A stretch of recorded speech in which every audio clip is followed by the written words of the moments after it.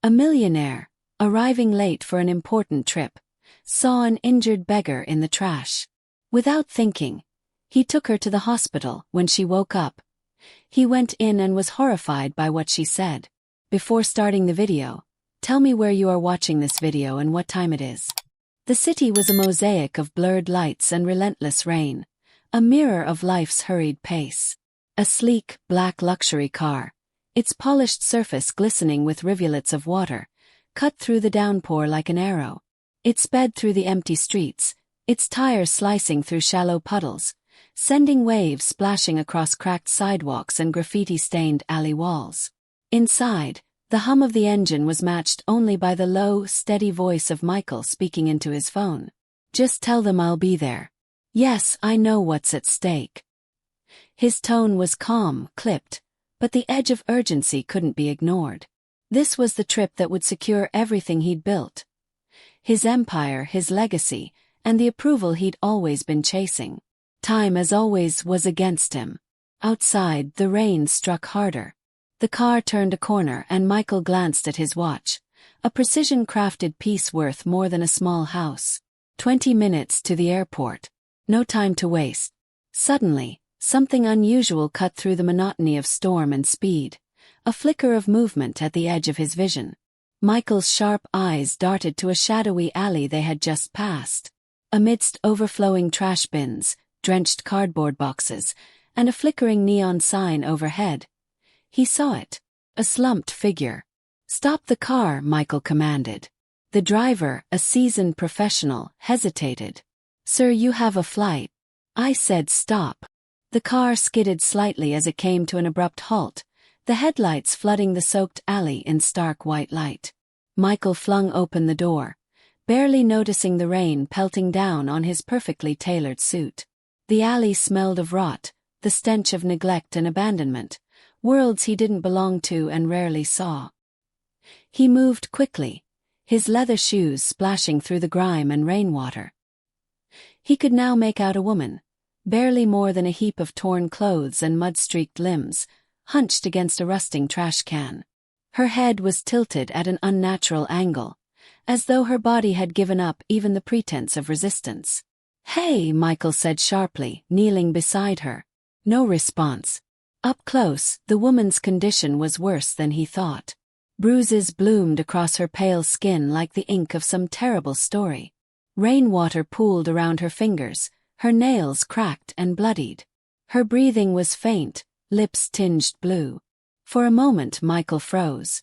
Something inside him flickered, a strange pull of memory he couldn't quite place. The sound of the rain was deafening. The smart, reasonable voice in his head screamed at him. "Walk away. Call someone else. You don't have time for this." And yet he couldn't move. "Sir." His driver called from the car. Michael turned toward him, rain dripping from his hair into his eyes. "Call an ambulance. Now." The driver frowned. "What are you saying?" "Just do it," Michael snapped, his voice uncharacteristically raw. Gently, Michael reached out, ignoring the grime that marred his cufflinks, and touched her shoulder. The woman didn't flinch. She didn't stir at all. Beneath the rain-soaked mess, she seemed so small, so fragile. For a man who conquered boardrooms and faced billion-dollar risks with ease, this felt impossibly heavy. Why does she look so familiar? Her chest rose faintly as she clung to whatever thread of life she had left. For a second, Michael swore he heard his mother's voice, soft, pleading, a memory long buried, whispering in the back of his mind. And that was all it took. Scooping her up carefully, Michael carried her toward the car. His assistant's voice buzzed urgently in his earpiece, but he tore it out, silencing the world. "Sir, your flight is going to be delayed." Michael didn't even look back. "Just drive. To the hospital." And so, in the middle of a night that should have been about his greatest success, Michael disappeared into the storm, carrying a woman whose name he didn't yet know, into a story that would change his life forever. The car hummed quietly as it sped through the rain-soaked streets, its cabin an oasis of warmth against the raging storm outside. Michael sat silently, his gaze fixed on the unconscious woman in his arms. Her head rested lightly against his shoulder, her shallow breaths barely perceptible. Every bump in the road made him tense, as though she might shatter completely if disturbed. His phone buzzed incessantly on the leather seat beside him, the screen lighting up with texts and calls from his assistant, his investors, and the flight staff. He ignored it all. "What am I doing?" he whispered to himself, barely audible over the sound of the rain pelting the windshield. Michael Whitmore was not a man who broke routines or made impulsive decisions. He was a man of discipline, calculation, and relentless ambition. 37 years old, CEO of a multinational corporation, Michael was the picture of modern success. His name graced the front pages of financial magazines. His quotes regurgitated in leadership seminars. Efficiency, precision, results. These were the words he lived by. And yet, here he was, soaked to the bone, with a bleeding stranger cradled in his arms, throwing away the single most important meeting of his career. "Sir," the driver began hesitantly, glancing into the rearview mirror. "Are you sure about this? Your flight is going to be delayed." Michael cut him off. "Just get us to the hospital. Fast." He couldn't explain it. Couldn't rationalize why he had stopped. But something about her, the fragility of her body, the lifeless way she lay slumped against the trash, had stirred a memory so visceral it took his breath away. His mother. Michael closed his eyes, a wave of emotion threatening to surface before he forced it back down, locking it away behind the walls he had spent decades building. He hadn't thought about her in years, not really.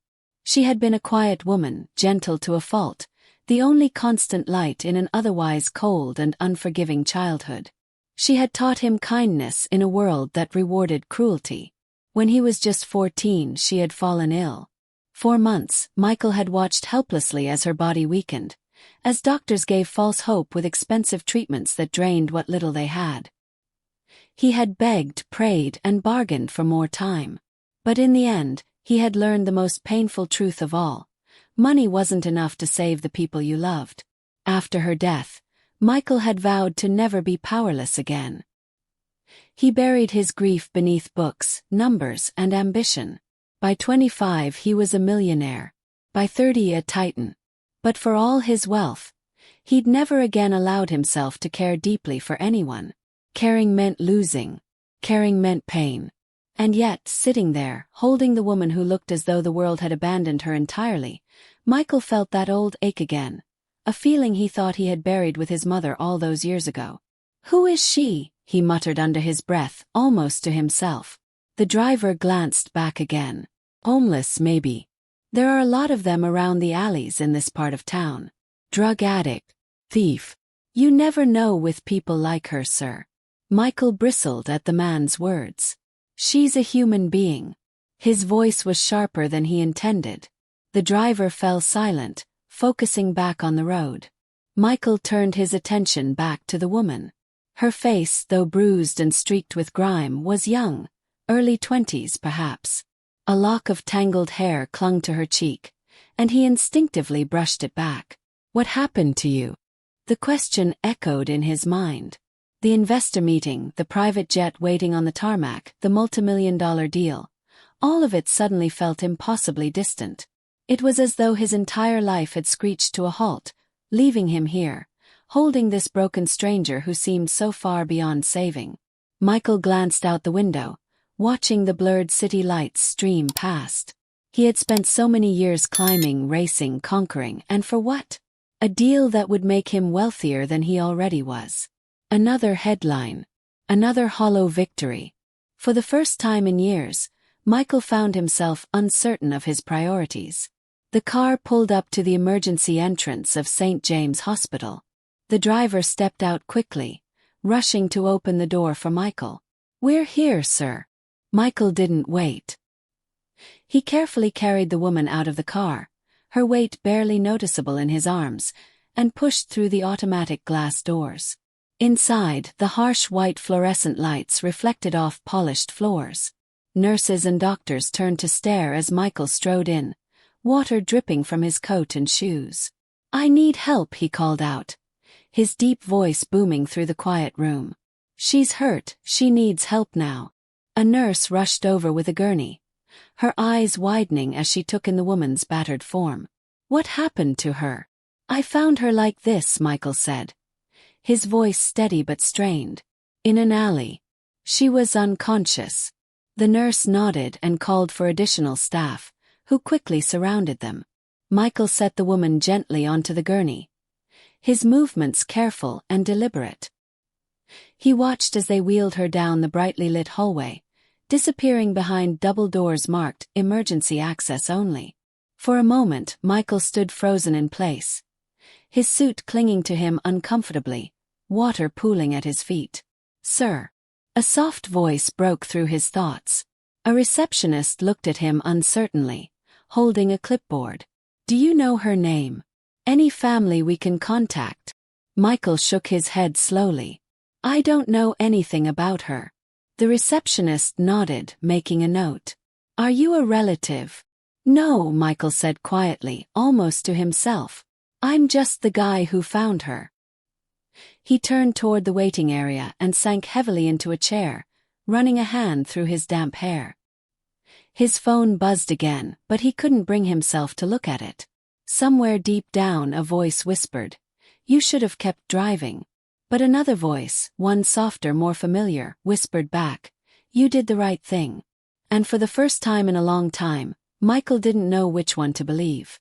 The hospital lobby buzzed with a quiet hum of machines, low murmurs of conversations, and the rhythmic squeak of nurses' shoes across sterile floors.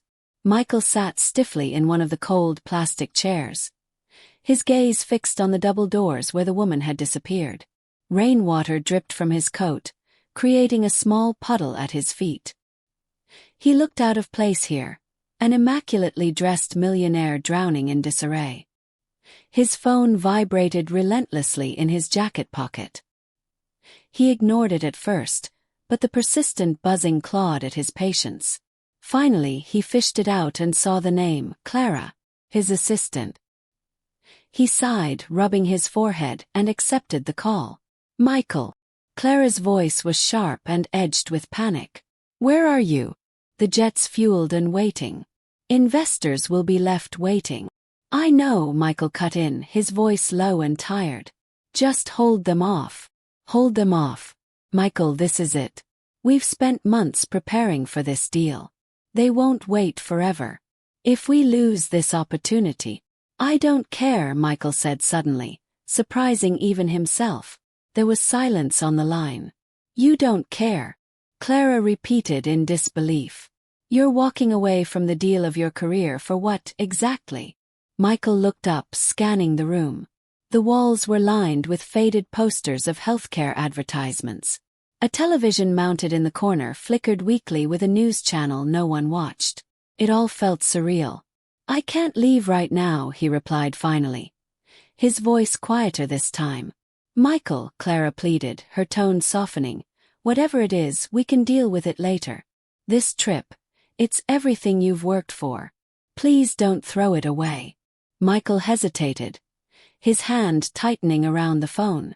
For a moment, the logical part of his mind screamed at him to get up, to walk out, to return to the world where he thrived. He imagined himself boarding the jet, shaking hands with the investors, securing the deal that would crown his empire. But as his mind drifted, so did his gaze, to the double doors where the woman had been wheeled in. His stomach twisted. The memory of her face, bruised and fragile, wouldn't leave him. The way she lay so lifeless, as if the world had long stopped caring whether she lived or died. It gnawed at him, buried deep in a place he didn't want to look. Years ago, when his mother had been sick, no one had stopped for her. No one had saved her. He had been too young to do anything but watch. Now he was older, wealthier, stronger, and this time he could act. Clara's voice cut through his thoughts. Michael, are you still there? Yes, he said finally. He exhaled slowly, his decision settling into place. Cancel the trip. Cancel everything, Clara nearly choked. Michael, think this through. I have thought it through, he said firmly. It's just one deal. If they walk, let them. There was a long pause. You're making a mistake, Clara said softly. her voice tight with frustration. "Maybe," Michael admitted. "But it's my mistake to make." Before Clara could argue further, Michael ended the call. He tossed the phone onto the seat beside him, leaning forward to rest his elbows on his knees. He let out a deep breath and ran his hands through his damp hair, ignoring the distant glare of the receptionist behind the counter. For a long while, he simply sat there, the world outside the hospital growing quieter as the rain began to taper off. It was nearly an hour later when a nurse approached him. She was a small woman with dark hair pulled into a tight bun and tired eyes that had seen too much. "Mr. Whitmore." Michael looked up sharply. "Is she?" "She's stable for now," the nurse said, offering a small professional smile. "We've treated her injuries and given her fluids. She's very malnourished, and there are signs of trauma." The nurse hesitated, searching for the right words. "We'll need to run more tests, but it looks like she's been through a lot." Michael's jaw tightened. He didn't want to think about what a lot might mean. "Can I see her?" The nurse frowned slightly. "She's unconscious, but I suppose it couldn't hurt." "Follow me." Michael stood, brushing wrinkles out of his damp suit as he followed the nurse down a sterile hallway. The hospital smelled faintly of antiseptic and stale air, a smell Michael had always hated. It brought back too many memories of long nights in hospital chairs, hoping for miracles that never came. At the end of the hallway, the nurse pushed open the door to a small recovery room. It was dimly lit, with the steady beep of a heart monitor filling the quiet. The woman lay on the hospital bed, her face pale against the white pillow. Clean bandages wrapped around her arms, and her tangled hair had been brushed back neatly. In sleep, she looked even younger, vulnerable, like someone who'd been fighting battles far too heavy for her slight frame. Michael stepped inside and hesitated at the foot of the bed. He wasn't sure what he had expected to feel, but a strange pang pulled at his chest. "Does she have any ID?" he asked the nurse quietly. "No," the nurse replied. "No wallet, no phone. Nothing to identify her." Michael frowned, his gaze lingering on the woman's bruised hands, which lay limp at her sides. "Who are you?" he wondered. "What happened to you?" The nurse cleared her throat softly. "I'll leave you alone for a bit. Let us know if you need anything." Michael nodded, barely hearing her as she left. He took a few cautious steps toward the bed, feeling strangely out of place in his tailored suit and polished shoes. He stared at the woman for a long time, the heart monitor beeping softly in the background. Finally, he whispered aloud, as though speaking might clear the tension in the air. "Whoever you are," he murmured, "you've really turned my life upside down." For a long while he stood there, watching her as she lay motionless. He still didn't know why he had stopped for her. He didn't know why he had carried her into the rain or why he had chosen her life over the deal of his career. But as he stood there, he realized that, for the first time in years, the choice had felt right. Michael let out a long breath and sat down in the chair beside the bed, his body heavy with exhaustion. For now he would wait. And so he did. The ticking clock on the hospital wall was steady, unyielding and relentless, each second stretching on as if time itself were mocking Michael's patience. The room was dim and quiet, the hum of fluorescent lights blending with the faint mechanical beeps of machines monitoring the woman's fragile state. Michael sat slumped in the uncomfortable chair beside the hospital bed, his elbows resting on his knees, fingers laced tightly together. His gaze remained fixed on her.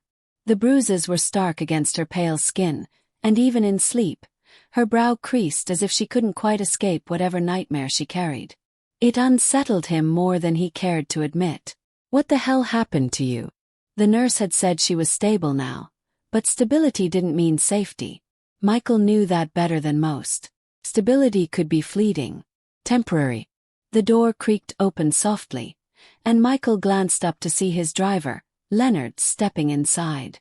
The older man's expression was uneasy, his sharp features softened with concern. He held Michael's coat over one arm and a takeout cup of coffee in the other. "You look like hell, sir," Leonard muttered, handing him the coffee. Michael took it wordlessly, feeling the warmth seep through the cup into his cold, stiff fingers. He hadn't realized just how chilled he was until now. He took a small sip. It was bitter and strong, exactly what he needed. Leonard cleared his throat awkwardly.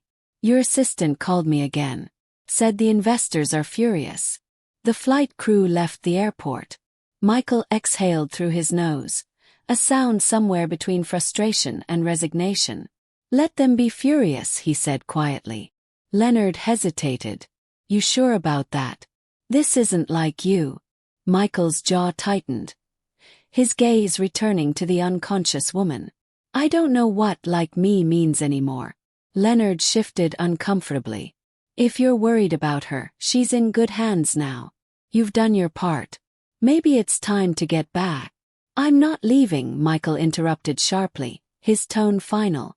Leonard said nothing further, but his brow furrowed deeply before he nodded and stepped back toward the door. "All right. I'll be outside if you need me," Leonard said before slipping back into the hallway. Michael sat back in the chair, the room settling into silence again as the door clicked shut. He hadn't realized how exhausted he was until now. He leaned his head back against the wall, staring at the water-stained ceiling tiles. Sleep tugged at him, but his mind wouldn't let go of the day's events. The woman, the rain, the look on Clara's face when he'd told her to cancel the trip. What is happening to me? He'd spent his life building an empire, one unshakable brick at a time. Deals, negotiations, investments, they were all part of a system, a carefully crafted web of cause and effect. This woman, this moment. It wasn't part of the plan. Michael's thoughts drifted again to his mother. How helpless he had felt watching her slip away, no matter how much he had begged the universe to save her. He had promised himself back then that he would never let anyone else drag him into their chaos. Caring makes you weak, his mentors had always told him. And for years he had believed it. And yet here he was. The sound of hurried footsteps pulled him out of his thoughts. A nurse rushed past the door, followed by a doctor whose face was furrowed with urgency. Something about the movement jolted Michael upright, instinctively setting his nerves on edge. His driver's words echoed back to him. "She's in good hands now." But something deep inside him whispered otherwise.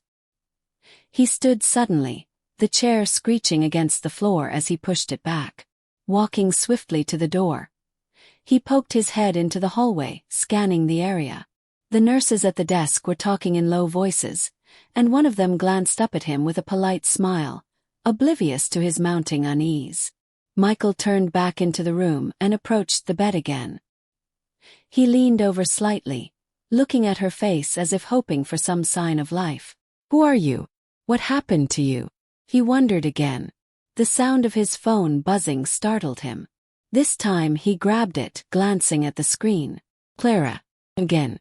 He frowned and rejected the call. "Not now." Michael glanced at the woman's face one last time before lowering himself back into the chair. His muscles ached from exhaustion, his wet clothes long since cooled into an uncomfortable cling against his skin. He didn't know why he was still here. Maybe he was waiting for her to wake up. Maybe he was waiting for answers. Or maybe he just couldn't stomach walking away. Hours later, Michael's eyes snapped open at the faint sound of rustling fabric. He blinked hard, adjusting to the dim light of the room as he straightened up in the chair. For a moment, he wasn't sure what had stirred him, until he noticed the change. The woman on the bed was moving. Her head shifted slightly on the pillow, her eyebrows drawing together as though she were in pain. Then, slowly, her eyes fluttered open. Michael's breath caught. Her gaze, a pair of haunting green eyes, moved uncertainly around the room, blinking against the harsh fluorescent light. When they landed on Michael, she froze. For a long, tense moment, neither of them spoke. The only sound in the room was the rhythmic beeping of the monitor, which now seemed impossibly loud. Michael cleared his throat, breaking the silence. "Hey," he said softly, almost unsure of his own voice. "You're awake." The woman stared at him, her face pale and her eyes wide with confusion, and Michael realized suddenly fear. Her voice, when it finally came, was little more than a hoarse whisper. "Where am I?" "You're in the hospital," Michael replied carefully. "Found you. You were hurt." Her breathing grew uneven, panic flashing in her eyes. "No," she whispered, shaking her head weakly. "No, no, no. You shouldn't have. You shouldn't have saved me." Michael frowned, taken aback. "What are you talking about?" The woman's voice trembled as she stared at him, her expression now a mixture of fear and desperation. "He's going to find me," she whispered. Michael leaned forward slightly, his brow furrowed. "Who's going to find you?" The woman turned her head away, tears slipping down her cheeks as she whispered, barely audible. "You don't understand. You're in danger now too." Michael stared at the woman as her whispered words hung in the air like an icy fog. "You're in danger now too." His pulse quickened, his instinct for control flaring up as it often did in moments of uncertainty. He leaned forward slightly in the stiff hospital chair, his hands pressing firmly into his knees. "What do you mean? Who's going to find you?" The woman, who still looked impossibly frail, as though even breathing was an effort, turned her head away. Her eyes fixed blankly on the wall, refusing to meet his gaze. "You shouldn't have helped me," she said softly, her voice quivering. Michael's jaw tightened. "Well, I did," he replied curtly, struggling to suppress his frustration. "You were half dead in an alley. I couldn't just leave you there." She flinched at his words, her shoulders curling inward, as if bracing for a blow. She looked so small, Michael thought suddenly. Small and afraid, like a child hiding from a monster in the dark. "Look," he began again, softening his tone. "You don't need to be scared anymore. You're safe here." At that, she turned her head sharply, fixing him with a gaze so fierce it startled him. "Safe." Her voice cracked on the word. "You don't understand. There's nowhere safe. Not for me. And not for you now that you've found me." Michael frowned. "What are you talking about?" She clutched the thin blanket covering her, her fingers trembling as though she were trying to hold herself together. Her breathing quickened, and Michael could see the panic bubbling beneath the surface. Wild, uncontrollable. "Hey," he said gently, holding up a hand. "Low down. You're okay." She shook her head violently, tears welling up in her haunted green eyes. "Oh, I'm not." "You're not." Her words sent a chill through him. Michael had built his life on precision and logic, on making decisions only when the facts were clear. But this was something else entirely. An unhinged woman with a story she hadn't yet shared, and a warning that felt both vague and ominous. "Just tell me what's going on," he said, his voice steady, deliberate. "Who are you? Who's after you?" The woman's lips trembled as she opened her mouth, but before she could answer, a knock at the door startled both of them. Michael stood abruptly, throwing a glare at the interruption. A nurse poked her head in with an apologetic smile. "Sorry to disturb, Mr. Whitmore, but I need to check her vitals. It'll only take a moment." Michael nodded reluctantly, his attention returning to the woman. "I'll be right outside," he murmured, though part of him didn't want to leave her alone. "Not yet." The woman didn't respond, but her eyes flickered toward him briefly, the faintest trace of something, trust perhaps, beneath the layers of fear. As Michael stepped into the hallway, the door clicked shut behind him. He let out a heavy breath, running a hand through his hair as he paced the length of the corridor. The stark white walls felt suffocating, as if they were closing in on him. He couldn't shake her words. "You're in danger now too." What the hell had he gotten himself into? 15 minutes later, Michael stood at the window of the hospital room, staring through the glass. He watched as the nurse finished her checks and murmured something to the woman before leaving. She looked even smaller now, tucked into the hospital bed like a ghost lingering on the edge of existence. Michael re-entered the room quietly. This time, her eyes followed him as he sat back in the chair beside her bed. He noticed that she seemed calmer now, though her hands still clutched at the blanket. "Feeling better?" he asked, keeping his voice low. She nodded faintly, though her eyes still darted nervously around the room, as if someone might burst through the door at any moment. Michael leaned back in his chair, crossing one ankle over his knee. "Listen," he began. "You don't have to talk if you're not ready. But I need you to understand something. I'm not leaving until I know you're okay." Her gaze flickered to his, uncertain. "Why?" Michael blinked. "Why what? Why are you still here?" Her voice trembled, though her tone carried the faintest edge of suspicion. "You don't even know me. Why didn't you just leave me there?" Michael looked at her for a long moment, debating whether to answer truthfully or brush her off. But as he studied her battered face, he found he couldn't lie. "I don't know," he admitted finally, his voice soft. "I just couldn't walk away." She stared at him for a moment longer, as if trying to read his face. Finally, she looked down at her hands, her fingers tracing the thin edge of the blanket. "My name's Sophie," she whispered.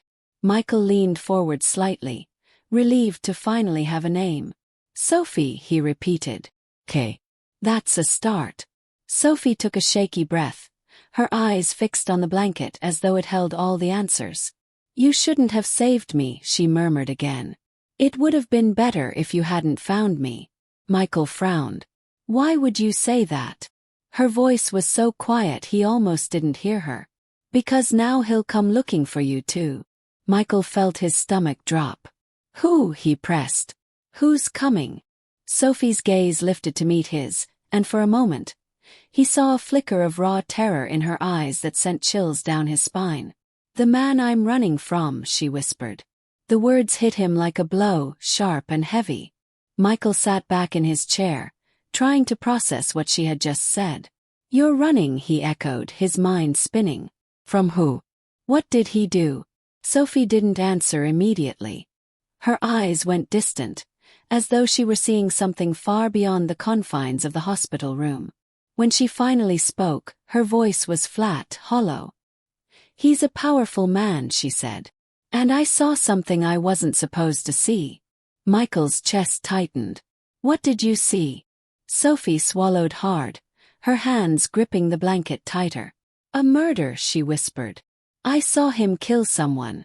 The room seemed to grow colder, the beeping of the machines suddenly deafening in the silence that followed. Michael stared at her, his mind racing. "And now he's after you," he said slowly, piecing it together.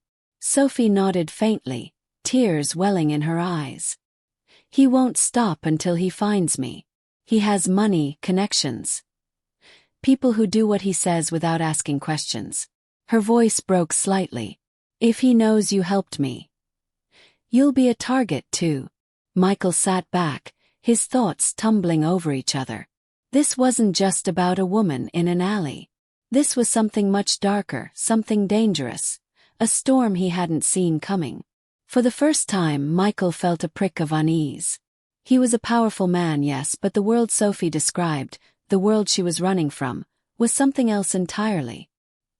He exhaled slowly, his gaze steady on her. "We'll figure this out," he said finally. "You're not alone anymore." Sophie's eyes widened slightly, as though she didn't quite believe him. "You don't understand," she whispered. "If you help me, you'll lose everything." Michael held her gaze, his jaw set with quiet determination. "I've lost before," he said. "I can survive it again." And in that moment, though he didn't fully understand it yet, Michael Whitmore made a choice that would change everything. The room felt colder now, though nothing had changed except the air between them. Sophie's words seemed to cling to the sterile walls, darkening the quiet room like a storm cloud. "I saw him kill someone. If he finds you, you'll be in danger too." Michael didn't move. He sat still, back straight, as though steadying himself for the weight of her revelation. But inside, his mind churned like a tidal wave. A murder.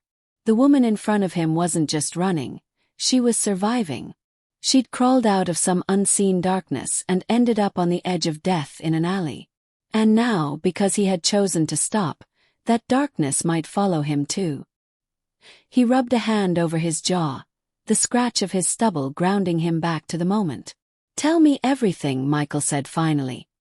His voice even but firm. "I need to know what I'm dealing with." Sophie looked away, staring at the faint reflection of herself in the hospital window. Her lips trembled as though her words would physically hurt to release. She closed her eyes briefly, taking a shuddering breath before speaking. "It was a few weeks ago," she began softly. "I was working at a restaurant downtown. Nothing fancy, just waiting tables to get by." Her voice had that hollow, faraway quality again, like someone recounting a ghost story they'd lived through. "One night I stayed late. My boss had asked me to close up. I didn't mind, I needed the overtime. The place was empty, and I was just finishing mopping when I heard voices." She paused, her fingers curling around the blanket tightly. Michael said nothing, letting her speak at her own pace. "I thought it was just someone trying to get in late. But the voices were wrong.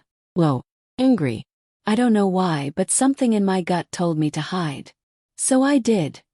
I slipped into the supply closet at the back." Michael's throat tightened. He could already tell where the story was going, but he didn't interrupt. "I left the door cracked," she whispered. "Just enough to see out. There were 3 men. One of them was," she broke off, her face twisting with a mixture of fear and disgust. "He's the one I'm running from. His name's Victor Lang." Michael's breath caught at the name. Even he knew that one.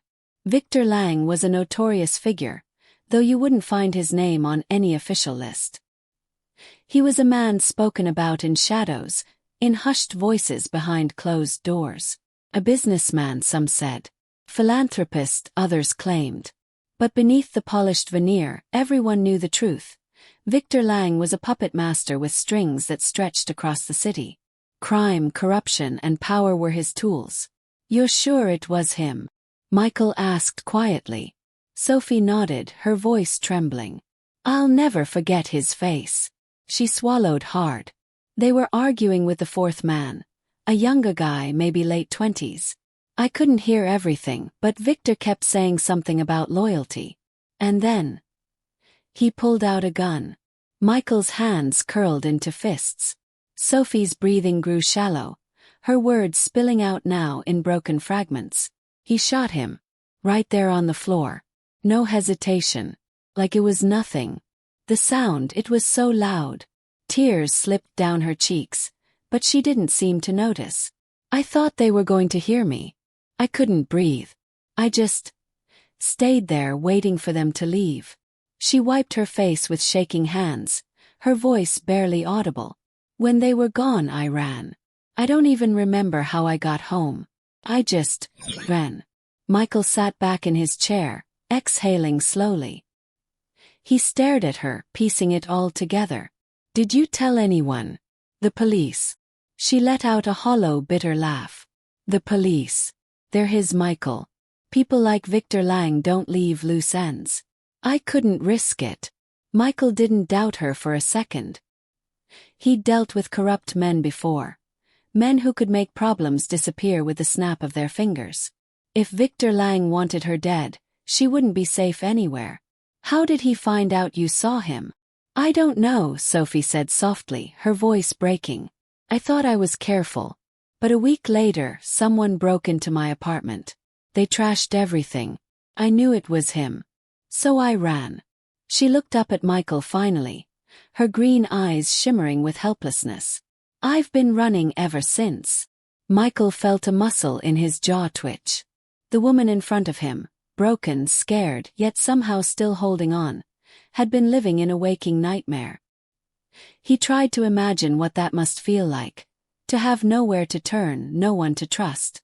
And now, by stepping into her story, he'd painted a target on his own back. "You should have left me there," Sophie whispered again, her voice cracking with shame. "I didn't want anyone else to get hurt because of me."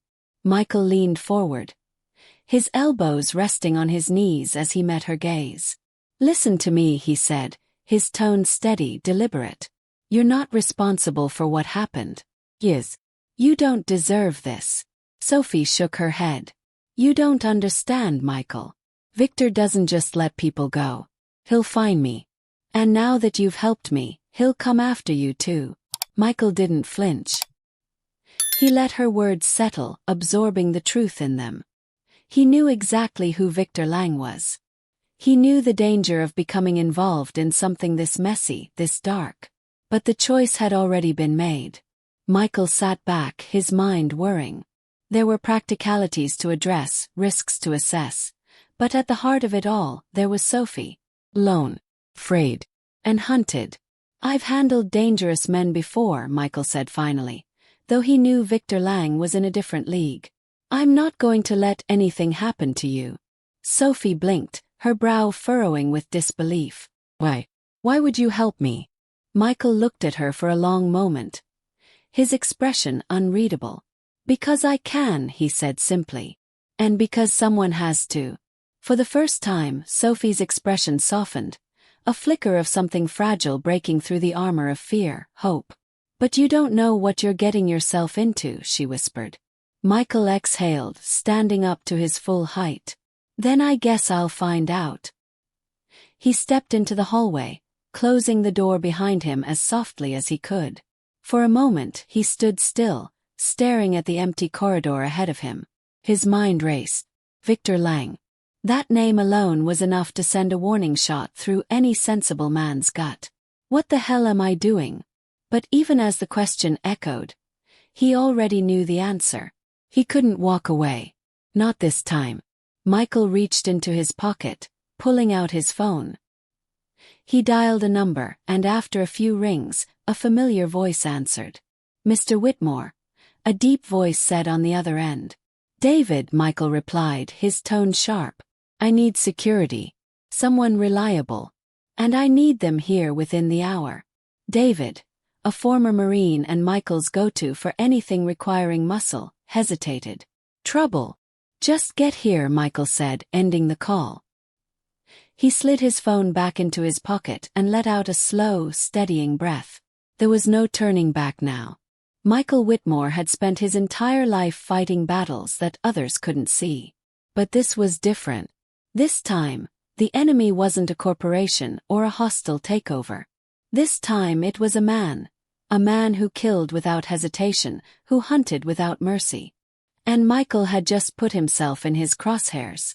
Michael stood near the hospital room's window, staring out at the rain-washed city streets below.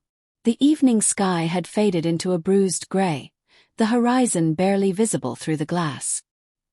He watched as headlights slashed through the mist, their lights flickering like fleeting sparks. It was strange. Earlier that morning, his biggest concern had been catching a flight.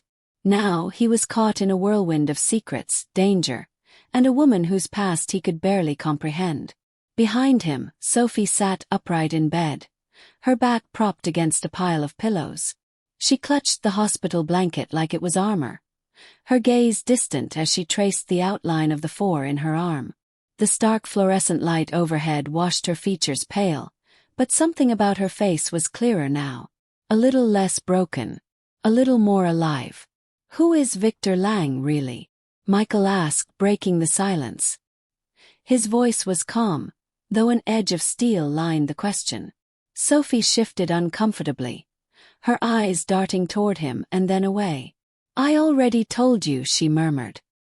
He's a powerful man. Michael turned to face her, his hands slipping into his pockets. Powerful men don't chase witnesses into the ground themselves, Sophie. I know his type. Corporate snakes who hide their filth behind money and lawyers. But the lengths he's gone to. What's his real reach? Sophie swallowed hard, her fingers twisting nervously around the corner of the blanket. She hesitated for so long that Michael thought she wouldn't answer, but then in a voice so quiet it barely touched the air, she began to speak. Victor's not just some corporate snake, she said, her voice brittle. He owns people. Politicians, cops, judges, you name it. He has them in his pocket. And the ones he doesn't own, he controls through fear. Michael's expression darkened, but he said nothing, letting her continue. I didn't know who he was when I first took the job, Sophie admitted. The restaurant where I worked. It was his. Just one of dozens of businesses he uses to launder money. Drugs, weapons, whatever else he deals in. Her voice cracks slightly. When I stayed late that night, I wasn't supposed to see him. I wasn't supposed to see what he did. She paused, her eyes glazed, as if the memory pulled her back into that darkened room. He killed that man like he was swatting a fly, she whispered. No hesitation, no remorse. Just pulled the trigger and walked away. The others didn't even flinch. And when I saw his face, I knew. Michael's chest tightened, a chill running through him. Knew what? That he'd kill me too, Sophie replied. Her voice steady despite the tears glistening in her eyes. I'm a loose end, Michael. And Victor Lang doesn't leave loose ends. Michael absorbed her words, feeling the gravity of the situation settle deep in his gut.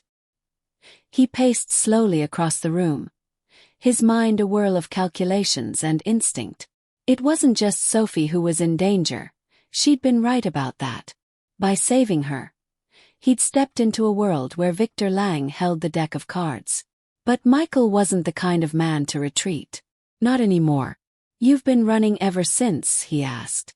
Sophie nodded. I didn't have a choice. I thought I could disappear. Change my name. But he's always there. His men watching, searching. She looked up at Michael, her expression raw and pleading. I don't want to drag you into this. I can't let him hurt you too. Michael stopped pacing and turned to face her. For a long moment he studied her, her trembling hands, her hollowed eyes, her quiet strength. You didn't drag me into anything, he said finally. I chose to stop that car. I chose to bring you here. Whatever this is, Sophie. I'm in it now. Sophie shook her head, panic flickering across her face. You don't understand what he's capable of. He'll ruin you, Michael. He'll tear apart your life piece by piece. Michael's gaze darkened, a fierce resolve settling in his eyes. Let him try.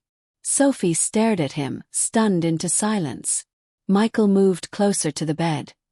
His voice low but determined. Listen to me. You're not running alone anymore. I'm not afraid of Victor Lang. But you should be, Sophie insisted, her voice shaking. He's not like the men you know. You can't bribe him or intimidate him. He'll come after you. And everyone you care about. Michael didn't flinch. Then we'll stop him first. Sophie let out a bitter, hollow laugh. You don't get it. He's untouchable. Everyone has a weakness, Michael replied. His tone calm but certain. Even him. You've been running, Sophie, but I don't run. That's not who I am. For a long moment they stared at each other. Sophie with disbelief and Michael with a quiet, burning intensity. Finally, Sophie looked down, her shoulders slumping as the fight drained out of her. I don't want anyone else to get hurt, she whispered. Michael pulled up the chair and sat beside her once more. No one else will get hurt, he promised. But I need you to trust me. Can you do that? Sophie glanced up at him, her eyes swimming with uncertainty. Why are you doing this? Michael's expression softened. Because you don't deserve to live in fear. And because I have the power to help. The room fell into silence again, broken only by the faint beeping of the machines. Sophie looked at him for a long moment, as if searching for any sign of insincerity. But all she found was resolve. Finally she nodded faintly, though she still looked wary. Okay, she whispered. Michael let out a small breath of relief. Good. First we're going to get you out of here. You're not safe in this hospital. Sophie frowned, alarm flashing in her eyes. What do you mean? Michael stood, pulling out his phone and dialing a number. I'm calling someone I trust. A security expert. He'll get us somewhere safe. You're serious about this? Sophie asked, her voice small. Michael turned to her, his gaze steady. I don't make promises I can't keep, Sophie. You're not alone anymore. And as he spoke those words, something in Sophie's expression shifted, like a crack in a wall that had been impenetrable for so long. It wasn't trust, not yet, but it was something close. Michael stepped into the hallway to take his call, the wheels in his mind already spinning. Victor Lang had power, yes, but so did he. And if this man wanted a fight, Michael Whitmore wasn't the kind of man to back down. As the rain continued to patter against the hospital windows, Michael knew one thing for certain. The storm was coming. And he was ready. Michael's shoes clicked sharply against the polished hospital floor as he walked down the corridor. His phone pressed firmly to his ear. The faint hum of fluorescent lights overhead matched the buzz in his chest, an adrenaline-laced cocktail of anger, determination, and doubt. On the other end of the line, David's voice was low and steady, as always. "You're serious about this?" Michael paused just before the hallway turned into the lobby. His shoulders tense. "Dead serious." "You're asking me to go up against Victor Lang," David replied, his tone cautious. "That's not like taking on a rival CEO, Michael. This man doesn't play by rules. He'll burn everything you care about to ash if you push him too far." Michael's jaw tightened. He glanced back toward Sophie's room, where her fragile form lay hidden behind the pale wooden door. "I don't care what Lang thinks he can do. He doesn't get to hunt people down like animals and get away with it." A beat of silence hung on the line before David sighed. "Fine. I'll pull a team together. I'll send 2 guys to you now. Top men, discreet. But we're gonna need more information. If we're doing this, we do it smart." "Good," Michael replied, his tone clipped. "Get them here within the hour." "And David?" "Yeah. Bring enough firepower to make Lang think twice." Michael ended the call and slipped the phone into his pocket. For a moment, he stood still, taking a long, measured breath to steady himself. Rational, strategic Michael, the Michael who calculated risks like numbers on a balance sheet, was screaming at him to stop, to retreat before it was too late. "This isn't your fight. Walk away." But when he closed his eyes, all he could see was Sophie. Her trembling voice, her haunted eyes, her bruised body curled in a heap in the rain-soaked alley. He thought of his mother then, fragile and sick in her hospital bed all those years ago. He remembered how helpless he'd felt, watching her slip away because no one with power or influence had cared enough to intervene. That memory had forged the man he was today. Someone who controlled everything, someone who never allowed himself to lose again. But control had its limits, didn't it? What was the point of all his money, his power, his influence, if he didn't use it when it mattered most? He rubbed a hand over his face, his chest tightening. This wasn't about strategy or logic anymore. It was about doing what was right. And yet, even as his resolve solidified, doubt still whispered in his ear. "Are you ready for the consequences, Michael? If you push back against Victor Lang, what will it cost you?" He turned sharply and walked back toward Sophie's room, shaking off the thought. When he re-entered the room, Sophie looked up, startled. Her hands gripped the blanket tightly, and her face was pale again. "Are you okay?" Michael asked, his voice softer than before. Sophie blinked, as if surprised by the question. "I don't know what okay is anymore." Michael pulled the chair closer to her bed and sat down. His movements slow, deliberate. "I spoke to someone I trust. David. He's former military, and he's good at what he does. He's sending men here to protect you. Then we're getting you out of this hospital." Sophie's eyes widened in alarm. "No, Michael, you can't." "I can," Michael cut in firmly. "And I will. You're not safe here. If Lang's men are looking for you, it won't take long for them to figure out you're in this hospital." "Sophie," Michael said, his tone gentler now. "I know you're scared. Get it. But you don't have to fight this alone anymore." Sophie stared at him for a long moment, tears pooling in her eyes. "Why?" she whispered again. "Why are you doing this?" Michael leaned back slightly, his gaze steady. "'Cause someone needs to. And because I couldn't live with myself if I walked away." She shook her head, swiping at the tears streaming down her cheeks.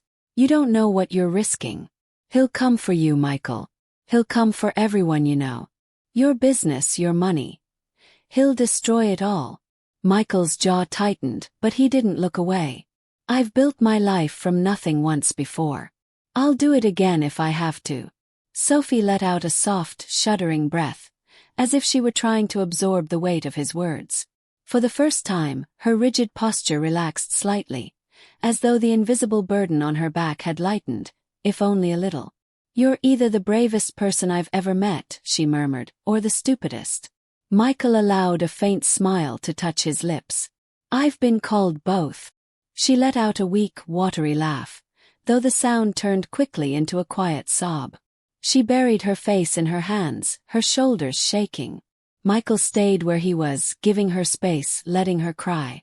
When she finally looked up, her face was blotchy and tear-streaked, but her voice held a trace of something that hadn't been there before: resolve. "Okay," she whispered. "If you think you can protect me, I'll trust you." Michael nodded, relief washing over him. "Good. That's all I need." An hour later, 2 men arrived at the hospital. David's top guys. They were tall, broad-shouldered, and dressed in inconspicuous black coats that didn't quite hide the military precision in their posture. "Mr. Whitmore?" one of them asked, nodding in greeting. Michael shook his hand firmly.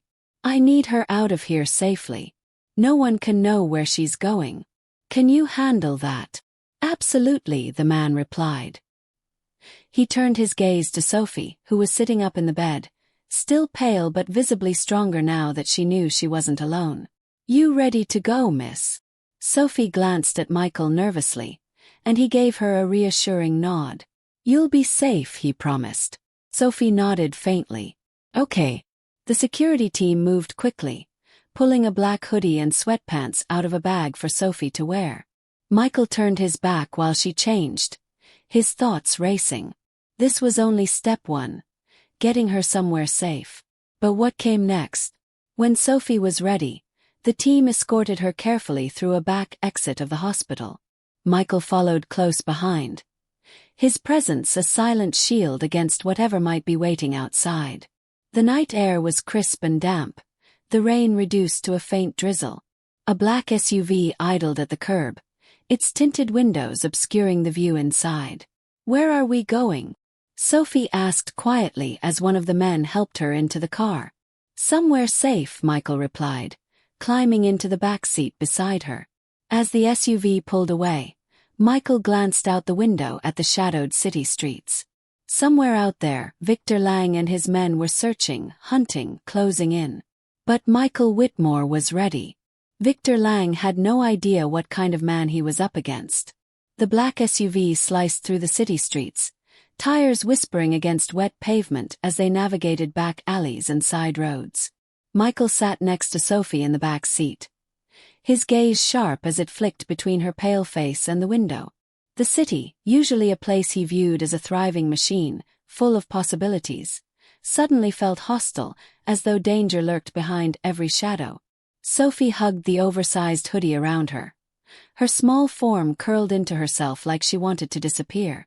Beside her, Michael sat with his hands folded tightly, a quiet storm brewing beneath his calm surface. One of David's security men glanced back from the passenger seat. "We're heading to a safe house just outside the city limits. It's low profile, off the grid. No one'll find her there." Michael nodded. "Good." Sophie's voice was small. "How can you be so sure?" "Victor always finds me." Michael turned to her, his expression steady and firm. "He won't this time." Sophie looked unconvinced, her eyes darting toward the window again as if expecting headlights to appear behind them at any moment. "You don't know him like I do." "No, I don't," Michael admitted, his voice quiet but resolute. "But I know people like him, men who think they're untouchable. They all have weaknesses. We'll find his." Sophie didn't respond. She just turned her face toward the window, her breath fogging the glass. The SUV pulled up to the safe house just after midnight. It was a small, nondescript cabin hidden among a cluster of trees, far enough off the road that it looked abandoned. The headlights cut out as the vehicle rolled to a stop, and the engine fell silent. "Stay close," Michael said softly as he stepped out of the SUV and helped Sophie down. The air was crisp and still, smelling faintly of pine and rain-soaked earth. David's men followed, scanning the tree line like hawks on high alert. One of them unlocked the cabin door and flicked on the lights. The inside was sparse but clean, wood floors, a worn leather couch, and a small kitchen tucked into the corner. A narrow hallway led to 2 bedrooms, their doors ajar. "It's not much," the man said, handing Michael a key. "But it'll do. No one knows about this place but us." Michael nodded, handing the key to Sophie. "You'll stay here until we figure out our next move." Sophie looked at the key in her hand, her face uncertain. "You're leaving?" Michael hesitated before shaking his head. "Oh, not yet. I'm staying here tonight." Sophie's brow furrowed, as though she wanted to argue but didn't have the strength. Finally, she gave a small nod and stepped into the cabin. Michael turned to the security men. "I want a full sweep of the property. Cameras, entry points, everything. I don't want any surprises." "You got it, Mr. Whitmore," one of them replied before moving into action. Inside the cabin, Sophie sat on the couch, clutching a mug of tea one of the men had prepared for her. Michael stood near the fireplace, his phone in hand as he sent a brief text to David. "We're secure for now. I need intel on Lang, everything you can find." The phone buzzed with a quick reply. "Already on it." Sliding the phone into his pocket, Michael glanced toward Sophie. She looked impossibly small in the oversized hoodie. Her knees pulled up to her chest as she sipped the tea. The shadows under her eyes seemed darker now, and the lines of exhaustion on her face were etched deep. "You should try to rest," Michael said quietly. Sophie looked up at him, her green eyes wary. "I can't.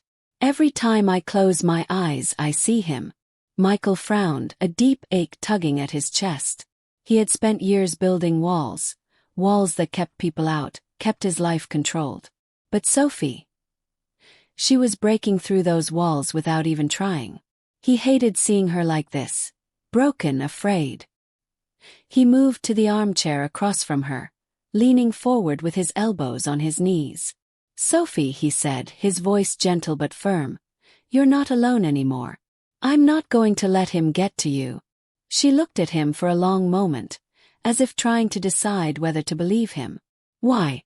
Michael exhaled, running a hand through his hair. "Because I can't just stand by and do nothing." He paused, his voice softening. "Years ago, I lost someone I cared about because I didn't have the power to help her. I promised myself that if I ever got the chance to make a difference, I would."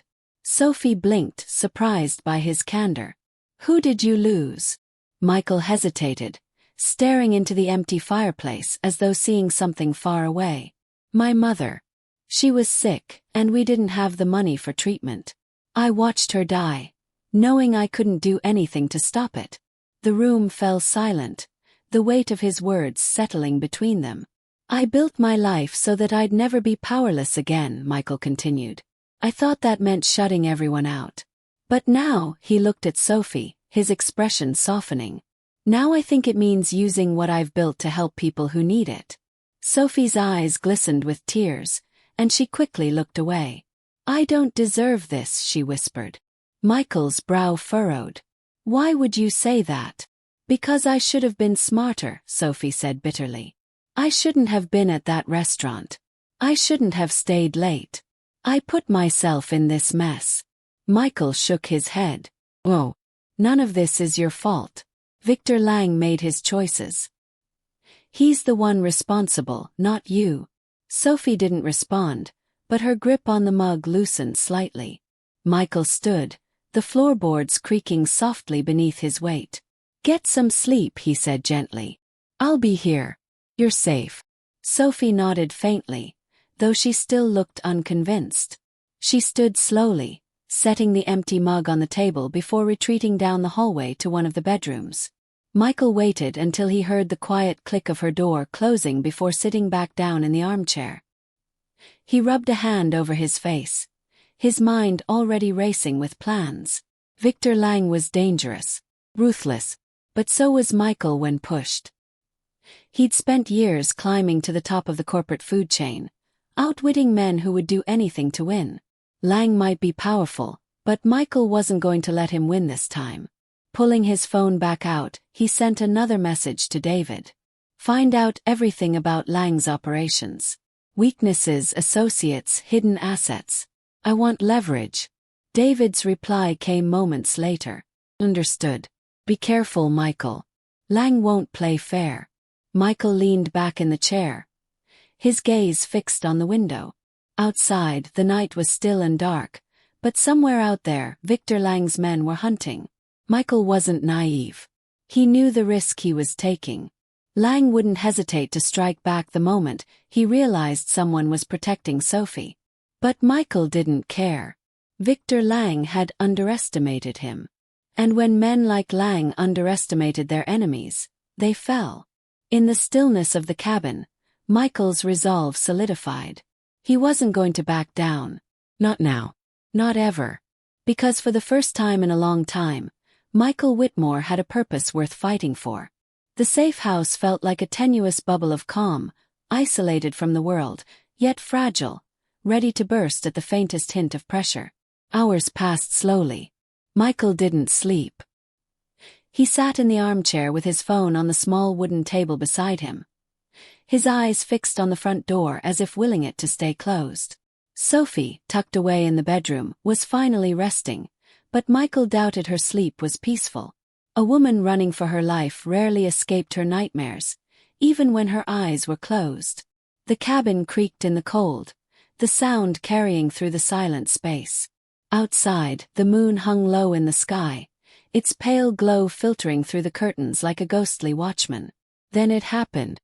The subtle vibration of Michael's phone against the wooden table jolted him to attention. He grabbed it immediately, noting David's name on the screen. "Talk to me," Michael answered, his voice low and sharp. "Michael, we've got a problem," David said, his tone urgent. "Lang's men are on the move." Michael straightened in his seat, tension coiling through his muscles like steel wires. "How do you know?" "Because we intercepted some chatter. They've been scouring hospitals, shelters, and bus stations. It didn't take them long to figure out you were involved." Michael's chest tightened. "How close are they?" "Close enough," David replied grimly. "We think they've narrowed it down to a general area outside the city. They're going door to door, looking for Sophie." Michael's hand curled into a fist. "How much time do we have?" "Maybe a few hours. Maybe less." Michael stood, already running through scenarios in his mind. "Send more men. I need eyes on this place and a vehicle ready to move at a moment's notice." "I'm on it," David assured him. "But Michael, listen to me, this is getting out of hand. Lang doesn't just want her dead. He wants to make an example of her. You're putting yourself in the crosshairs."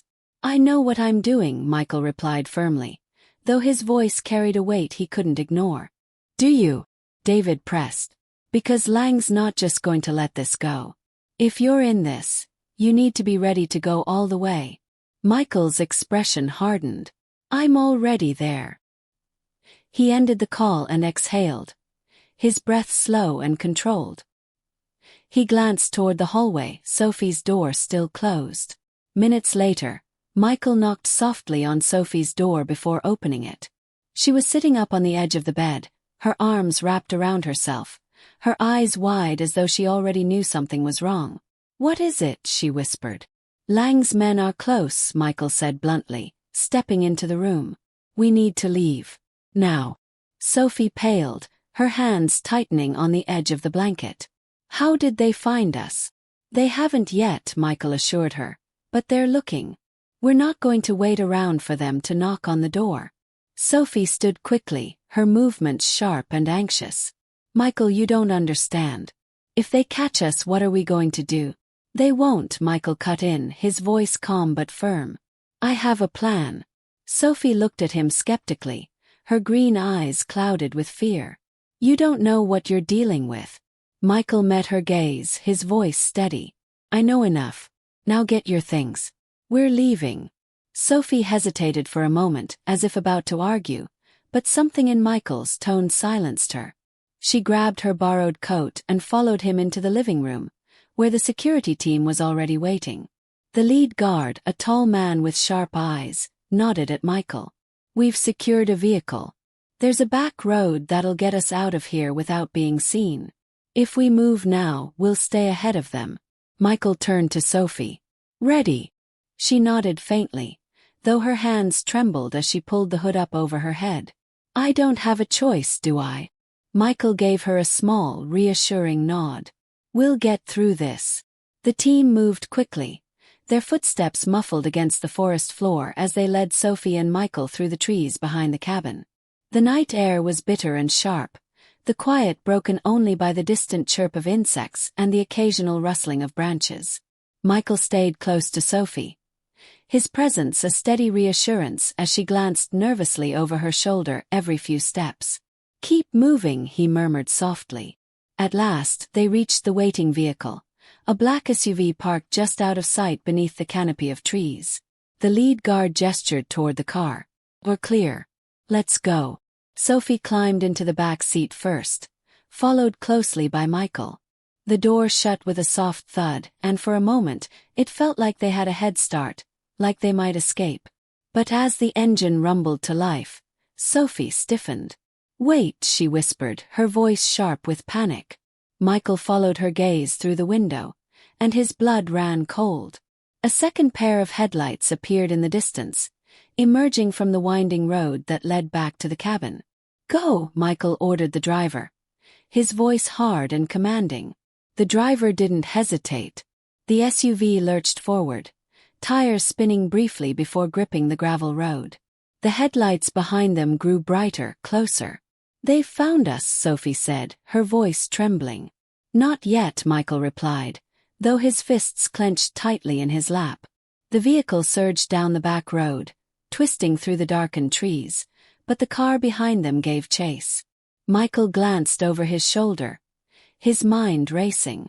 Two vehicles, he realized, his eyes narrowing. Lang's men weren't taking chances.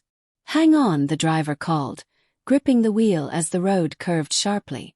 The SUV veered hard to the left, throwing everyone against their seats.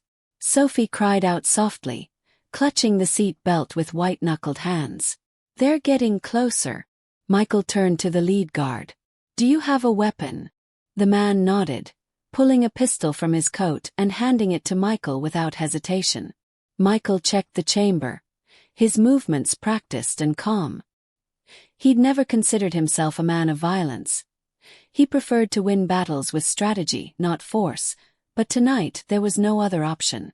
I want you to listen to me, Michael said, turning to Sophie. No matter what happens, stay down. Do you hear me? Sophie's wide eyes met his, and for a moment, she looked as though she might argue. But then she nodded, her voice barely audible. Okay. The headlights behind them grew closer, until the second car was almost tailing their bumper.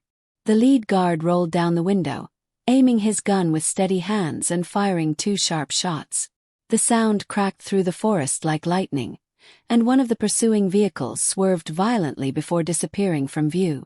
One down, the guard muttered. The second car, however, accelerated, its engine roaring like an animal as it gained ground. Hold on, the driver shouted again, yanking the wheel hard. The SUV skidded onto another dirt path, tires sliding through mud as branches clawed at the windows. Michael gritted his teeth, gripping the pistol tightly as he stared back at the pursuing vehicle. Sophie ducked low, her hands shaking as she clung to the seat. They're not stopping, Michael growled, his voice low and dangerous. The car behind them rammed their bumper hard, jolting the SUV forward. Keep driving, Michael barked at the driver. Then he turned, his window rolling down. The wind whipped into the vehicle, cold and biting as he leaned out, aiming the pistol. He hesitated just long enough to steady his shot, then fired. The gunshot roared like thunder. The bullet shattered the windshield of the pursuing car. For a split second, the vehicle swerved before skidding off the road entirely, crashing into a line of trees with a deafening crunch of metal. Michael ducked back into the car, breathing hard. The road behind them was clear now, silent except for the rumble of their engine. Sophie lifted her head, her face pale as she stared at Michael in shock. You saved us. Michael leaned back against the seat, his expression hard. We're not done yet. As the SUV sped through the night, Michael's jaw tightened. He knew this was only the beginning. Victor Lang wouldn't stop until he had what he wanted. But Michael Whitmore had just declared war. And he wasn't the kind of man to lose. The SUV rolled to a stop outside an abandoned warehouse just beyond the city outskirts. Its rusted steel walls loomed like a forgotten monument, silhouetted against the pale light of a rising dawn. Inside the vehicle, the tension was thick, each breath shallow and deliberate. "We're clear for now," the lead security guard muttered, peering into the side mirrors as he scanned the empty road behind them. No sign of Lang's men. Michael nodded, gripping the door handle before turning to Sophie. "We need to move inside. This place is secure, but we can't stay out in the open." Sophie hesitated, still visibly shaken from the chase. Her eyes were glassy with exhaustion. Her small frame hunched as though the weight of everything might crush her. "They just keep coming," she whispered, her voice trembling. Michael placed a steadying hand on her shoulder. "They didn't win tonight, Sophie. And they won't." He met her gaze, his voice low but certain. "We're going to end this." She nodded faintly, though fear still lingered in her eyes. Michael turned toward the guards. "You two stay on watch. Let me know if you see anything." "Yes, sir," the lead guard replied, already securing the perimeter. Michael opened Sophie's door, helping her out of the SUV. She clung to his hand for balance as her legs wobbled beneath her. Together they walked into the warehouse, their footsteps echoing against the cracked concrete floor. Inside, the air was damp and stale, the remnants of rusted machinery and broken crates scattered across the cavernous space. A sliver of pale morning light seeped in through a series of cracked windows, slicing the shadows into jagged lines. Michael pulled out his phone and dialed. "David, we're secure. Talk to me. What have you found on Lang?" David's voice crackled through the line. "Took some digging, but we found something interesting. Lang's been funneling money into a network of shell companies. Drug distribution, weapons sales, trafficking rings. It's all tied together." Michael's chest tightened. "I need specifics." "Patience, Whitmore," David replied.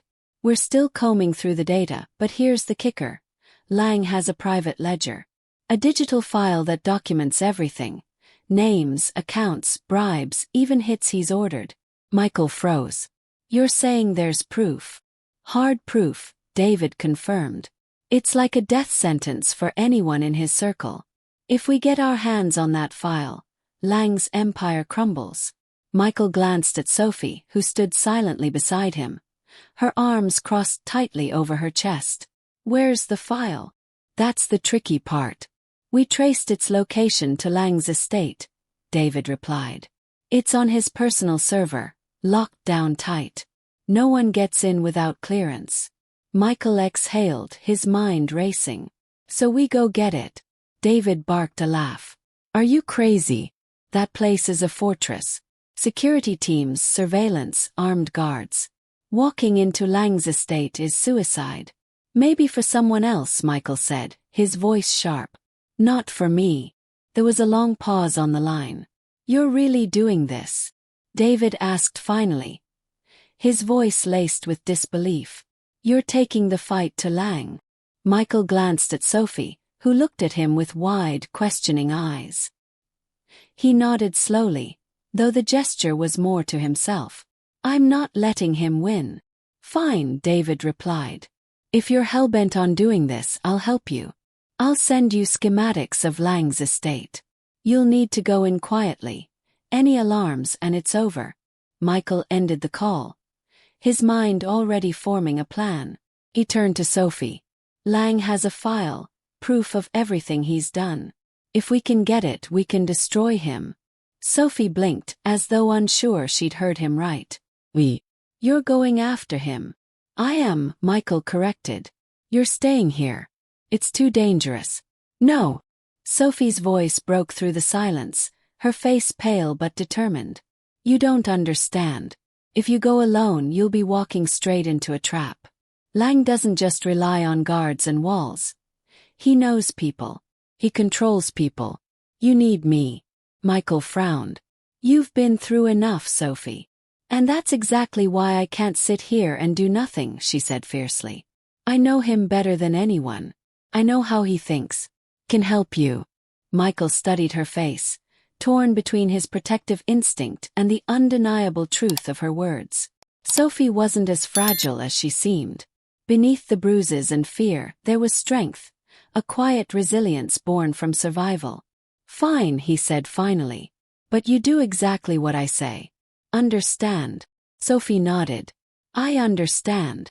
The next few hours were a blur of preparation.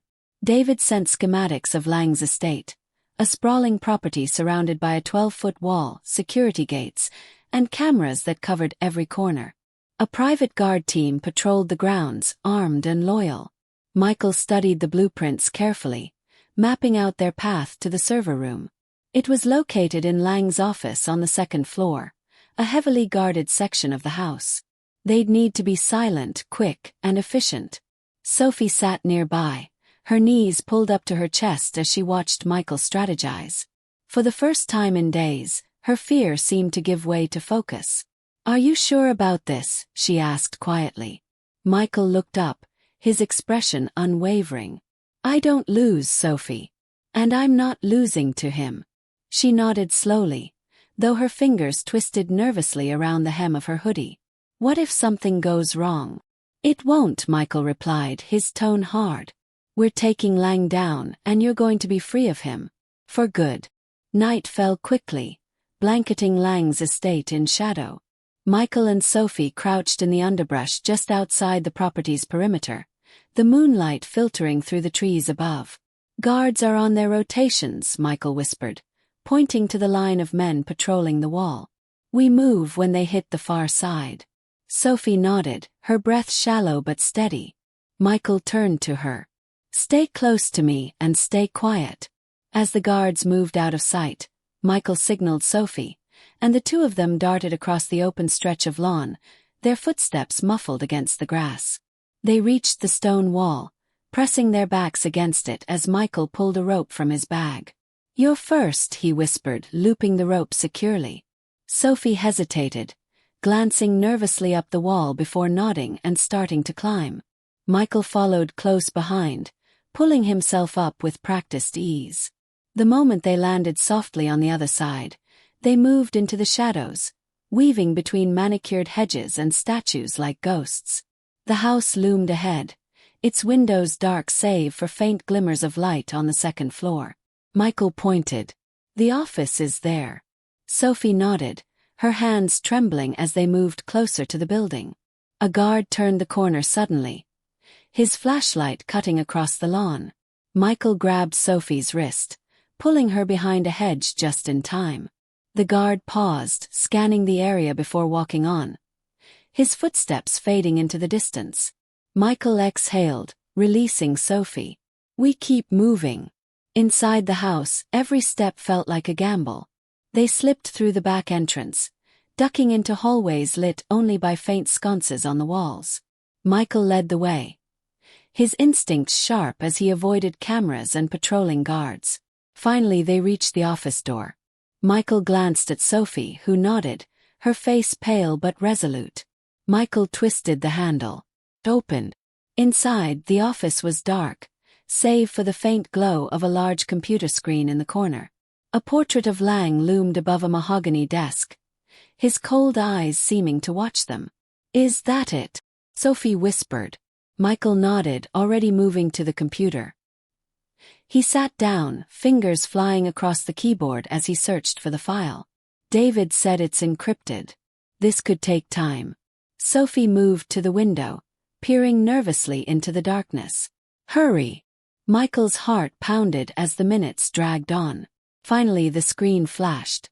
Got it, he whispered, inserting a flash drive into the port.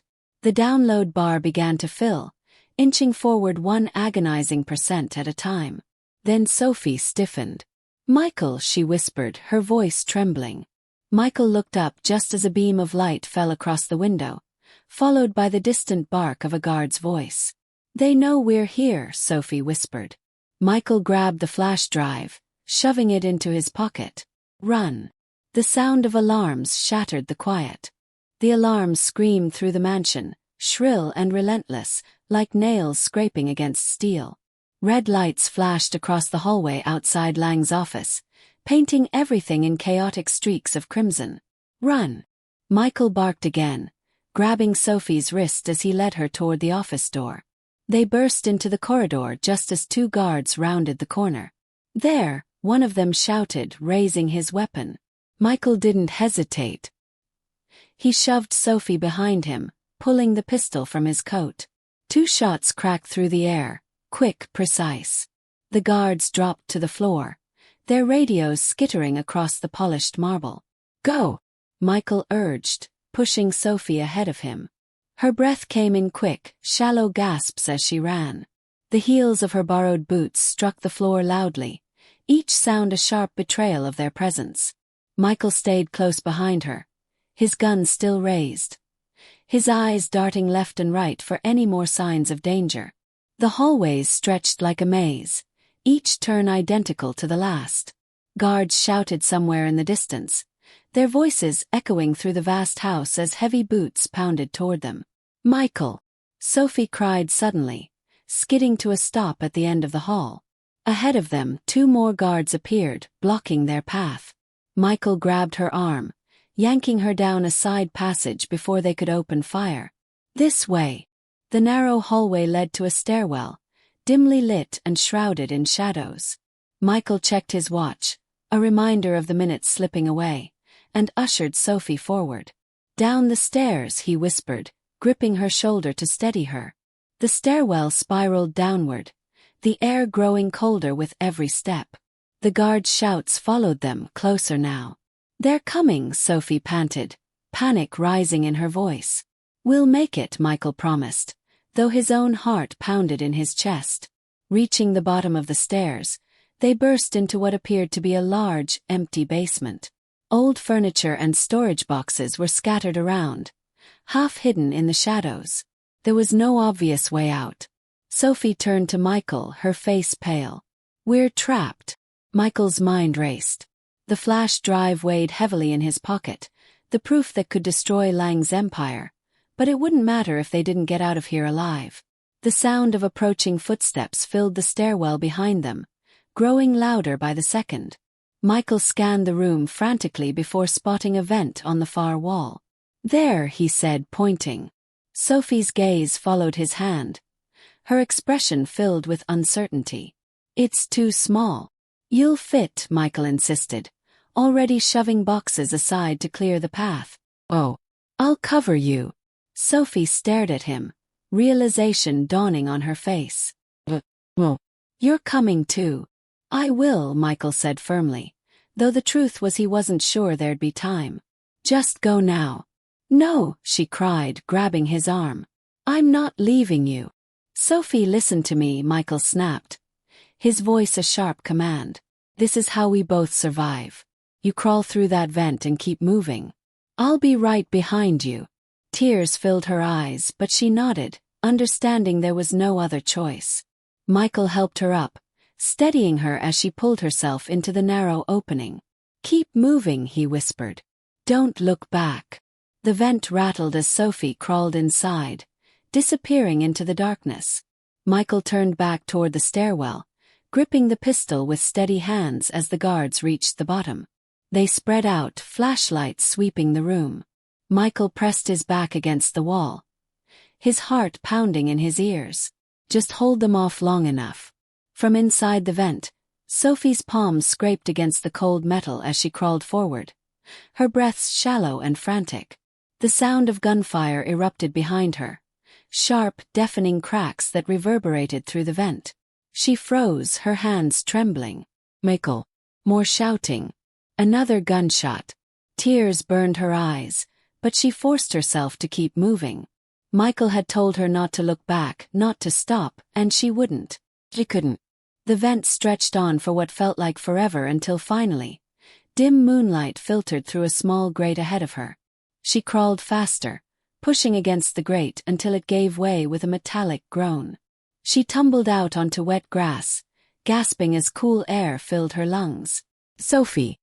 Her head whipped up as one of Michael's guards, David's men, rushed toward her from the shadows. "Are you okay?" Sophie staggered to her feet, looking back toward the mansion. The muffled sounds of shouting and gunfire had stopped. The silence was worse. "Where's Michael?" the guard asked urgently, glancing behind her. Sophie swallowed hard, her voice breaking. "He's still inside."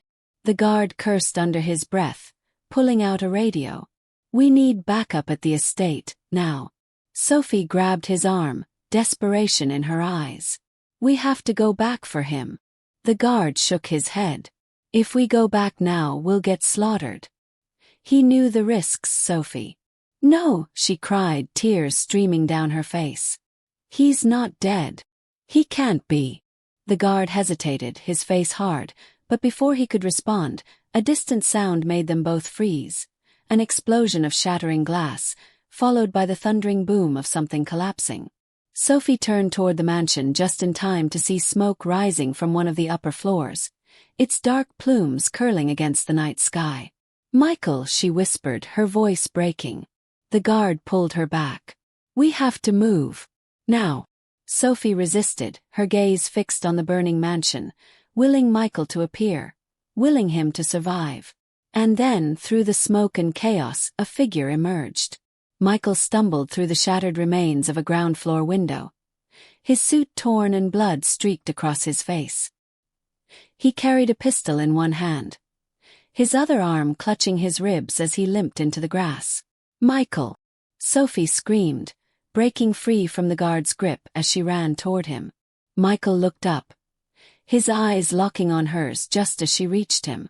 Sophie threw her arms around him, her sobs muffled against his chest. "You're alive," she cried. "I thought." "I told you," Michael said softly, his voice hoarse. "I don't lose." The guard rushed toward them, helping Michael stand. "We need to go. Lang's men will regroup any minute." Michael nodded, his arm still wrapped protectively around Sophie as they moved toward the waiting SUV. The flash drive was still secure in his pocket, its weight both a burden and a weapon. As the vehicle roared to life, Michael glanced back at the burning mansion, smoke curling into the sky like the end of an empire.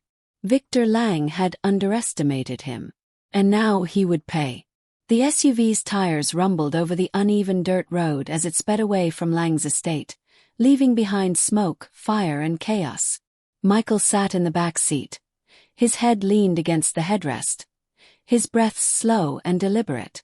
Blood smeared across his jaw and down his torn shirt, but his grip on the flash drive in his pocket never loosened.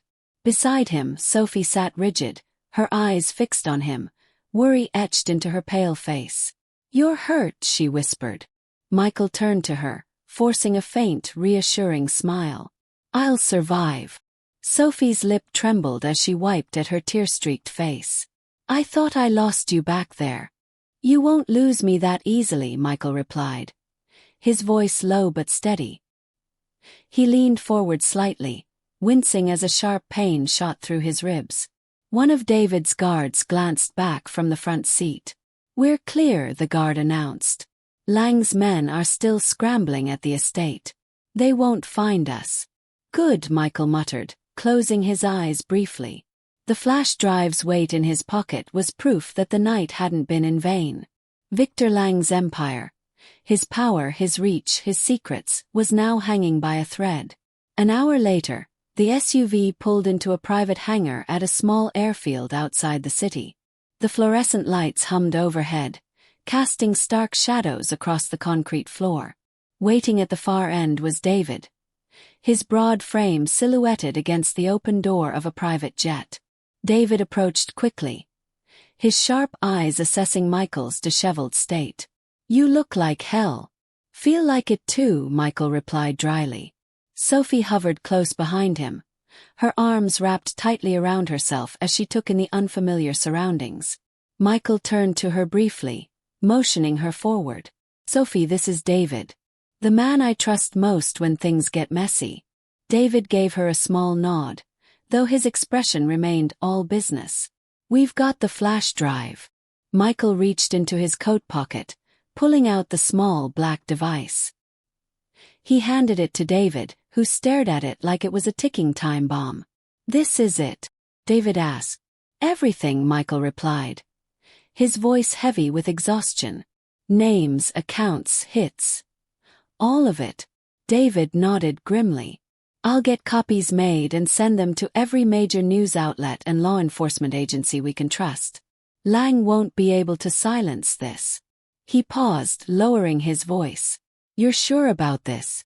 Once this goes public, Lang's going to know exactly who to blame. He'll come for you." Michael's expression hardened. "Let him." David studied him for a moment, then nodded. "All right.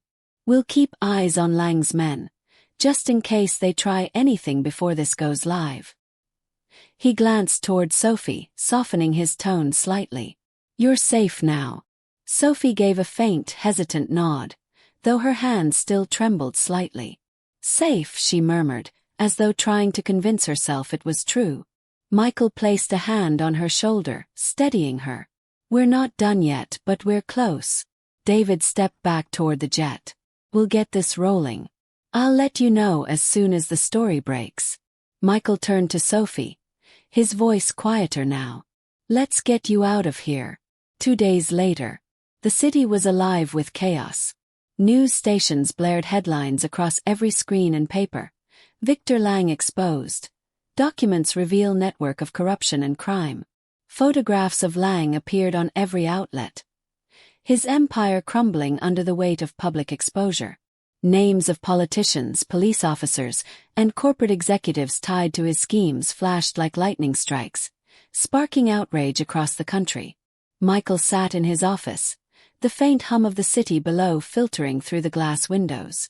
The TV on the wall displayed live coverage of Lang's arrest, cameras capturing his once pristine composure as he was dragged out of his estate in handcuffs, his face pale with fury. Michael leaned back in his chair, exhaling deeply as he watched Lang's empire collapse in real time. For so long, men like Lang had operated with impunity, hiding behind money, power, and fear. But now the world was watching, and there would be no escape. A knock at the door pulled him from his thoughts. "Come in," Michael called. Sophie stepped into the room, looking far healthier than before. The bruises on her face had faded to faint shadows, and her posture, while still cautious, carried a hint of something new, strength. She wore simple clothes, a sweater and jeans that fit her small frame, but her eyes were clearer, no longer clouded with constant terror. "They arrested him," Sophie said softly, her voice tinged with disbelief as she looked at the TV. "Victor Lang. He's gone." Michael turned to her, his expression softening. "It's over, Sophie." She nodded slowly, as though trying to accept the words as truth. "I never thought this day would come."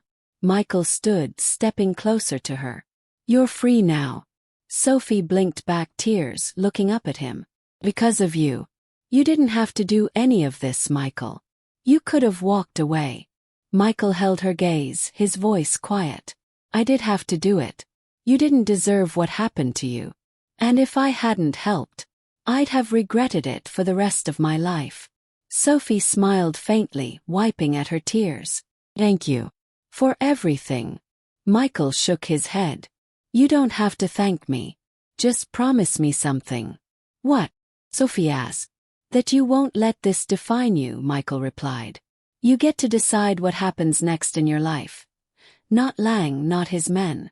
You." Sophie nodded, her smile growing stronger. "I will." For the first time in what felt like forever, Michael saw something in her eyes he hadn't seen before: hope. Later that evening, Michael stood on his penthouse balcony, staring out over the city skyline. The air was crisp and clean, the streets below alive with lights and movement. He sipped from a glass of scotch, letting the silence settle into his bones. He'd won. Lang was done. Sophie was safe. And yet, the night felt strangely still, as though he were standing at the edge of something new. Michael pulled a photograph from his pocket, an old picture of his mother, her smile soft and kind. He stared at it for a long moment, his chest tight. "I did it, Mom," he murmured softly. I finally did something that mattered. The weight of the past, of loss, regret, and years spent chasing power, felt lighter now. For the first time, Michael Whitmore didn't feel like a man chained to his ambitions. He was something else. Someone else. And as the city stretched out before him, alive with endless possibilities, he allowed himself to smile. The late afternoon sunlight filtered through the windows of a small cafe tucked away in a quiet corner of the city. The space was warm, cozy, and alive with soft chatter. The clinking of cups, the gentle hum of conversations, the sound of fresh espresso being brewed. It was the kind of place that felt like an escape, far from the chaos of a world Sophie had spent so long running from. Sophie sat by the window, a steaming cup of coffee cradled in her hands. She stared out at the bustling street beyond, her green eyes thoughtful but no longer haunted. Her bruises had fully healed, leaving only faint shadows behind, shadows that time would continue to erase. She looked peaceful. In front of her sat a small stack of papers, applications for college programs and job opportunities. For the first time in what felt like forever, she was building something, her own life free of fear. The small bell above the door chimed, breaking her thoughts. Sophie looked up to see Michael walking in, dressed sharply but casually. His posture still carrying the quiet confidence of a man who belonged in boardrooms and across negotiating tables. But there was something different about him now, something softer in the way he carried himself. Michael spotted her and offered a faint smile as he approached the table. "You look good," he said, sitting across from her. Sophie returned his smile, a genuine one that lit up her face. "I feel good." Michael's eyes fell briefly to the papers in front of her. "Planning your next steps?" She nodded, glancing down at them. "It's strange. I've spent so long running that I don't know where to go now that I've stopped." Michael studied her, his expression thoughtful. "Where do you want to go?" Sophie let out a soft breath, running her fingers along the edge of her coffee cup. "I think I want to help people. People like me. People who don't have anyone to turn to when their world falls apart." Michael's brow lifted slightly. "That's a noble goal."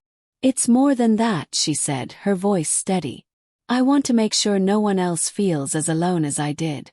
Michael leaned back slightly in his chair, a small smile tugging at his lips. "I think you'll be good at that."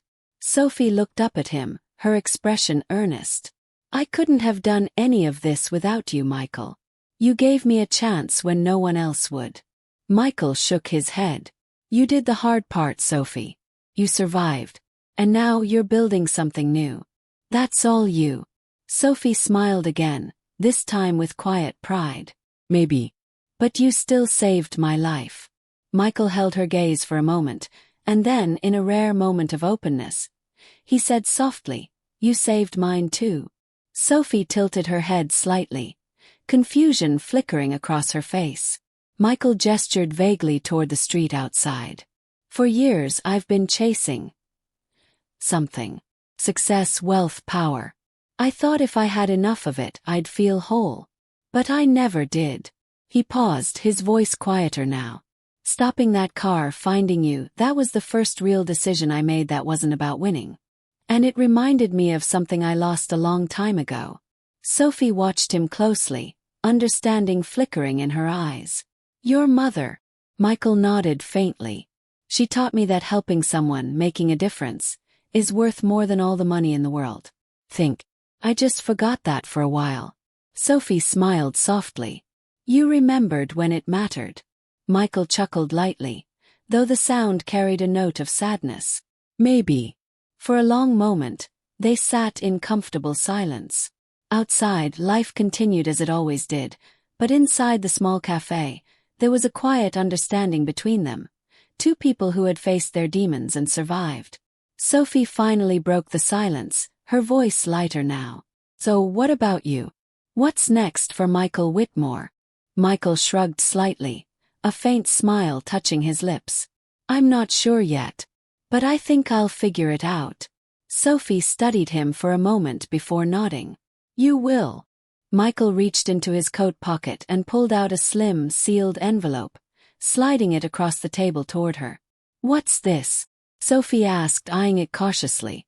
Something to help you get started, Michael replied. It's not charity. It's an investment. In your future.